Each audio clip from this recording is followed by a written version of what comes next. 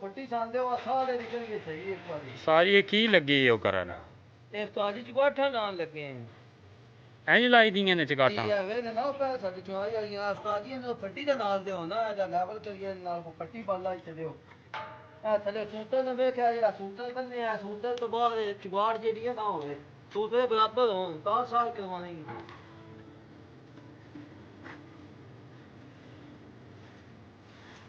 ਇਹ ਦੱਸੋ ਨਾ ਇਹ ਵੇਖੋ ਉਸਤਾਦ ਸੂਤਰ ਉੱਤੇ ਬੰਨਿਆ ਟਾਪੋ ਟਾਪ ਵੀ ਤੇ ਥੱਲੇ ਵੀ ਸੂਤਰ ਬੰਨਿਆ ਇਹ ਲੈਵਲ ਚ ਸਾਲ ਤੇ 4 ਇੰਚ ਸਾਡੀ ਚੜਾਈ ਹੈ 5 ਇੰਚ ਸਾਡੀ ਚੁਗਾਟ ਹੈ ਇਸ ਤਰ੍ਹਾਂ ਲਾਣੀ ਅੰਦਰ ਵੀ ਪਲਸਤਰ ਹੋਵੇ ਤੇ ਬਾਹਰ ਵੀ ਹੋਵੇ ਸਾਰੀ ਬਾਹਰ ਨਹੀਂ ਕੱਢ ਛੱਡਣੀ ਦੋ ਪਾਸੇ ਵੇਖੀ ਦਾ ਇਹ ਜਿਹੜਾ ਤੇ ਬਾਹਰ ਥੱਲੇ ਸੂਤਰ ਬੰਨਿਆ ਜੀ ਇਹ ਕਿੰਨੇ ਪਿਛਾਂ ਢਾਹ ਕੇ ਬੰਨੇ ਇਹ ਨਬ ਅੱਧੀ ਨਾ ਇੰਚੀ ਨਾਲੋਂ ਇੱਕ ਸੂਤਰ ਘੱਟ ਹੈ ਕਿਉਂਕਿ ਇਸ ਦਾ ਵੀ ਹਿਸਾਬ ਰੱਖਣਾ ਹੈ ਨਾ ਪਲਸਤਰ ਦਾ ਕੱਢਿਆ ਜੀ ਜੀ ਇਹ ਤੁਸੀਂ ਰੱਖਣਾ ਹਿਸਾਬ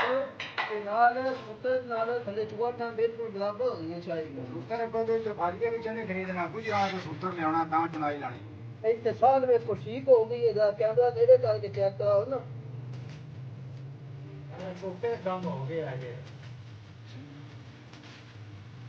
ਇਹ ਅੰਗਰੇਜ਼ੀ ਵੀ ਸਾਈਡ ਚੈੱਕ ਕਰਾਓ ਕਿਉਂਕਿ ਇਹ ਸਾਈਡ ਤੇ ਸਾਡਾ ਦਰਵਾਜ਼ਾ ਠੀਕ ਹੈ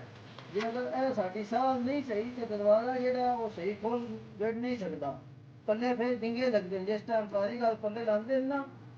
ਇਹ ਸਾਜੀ ਸਾਲ ਦਾ ਕੀ ਇਹਦੇ ਨਾਲ ਕੀ ਕਿਸ ਤਰ੍ਹਾਂ ਪਤਾ ਲੱਗੇਗਾ ਜੀ ਇਹ ਕਿਸ ਤਰ੍ਹਾਂ ਪਤਾ ਲੱਗੇ ਸਾਲ ਸਾਡੀ ਠੀਕ ਹੈ ਇਹ ਐਵੇਂ ਦੇ ਪਿਓ ਕਹਿੰਦਾ ਨਾਲ ਨਜ਼ਰ ਆ ਐਵੇਂ ਦੇ ਪਿਓ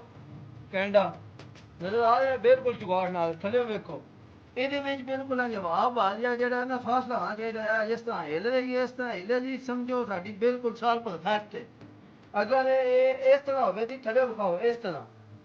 ਇਤਨਾ ਗੈਪ ਹੋਵੇ ਤਾਂ ਥੱਲੇ ਸਾਲ ਵਿੱਚ ਸਮਝੋ ਸਾਡੀ ਸਾਲ ਤੇਜ਼ ਹੈ ਨਜ਼ਰ ਆ ਰਹੀ ਗੱਲ ਤੁਹਾਨੂੰ ਇਹ ਬਿਲਕੁਲ ਹੋਣਾ ਤੁਸੀਂ ਕਹਿੰਦਾ ਵਿਖਾਓ ਥੱਲੇ ਵਿਖਾਓ ਬਿਲਕੁਲ 0 0 ਬਰਾਬਰ ਹੈ ਤੇ ਦੂਸਰਾ ਇਹ ਸੂਤਰ ਇਸ ਵਾਸਤੇ ਬੰਨੇ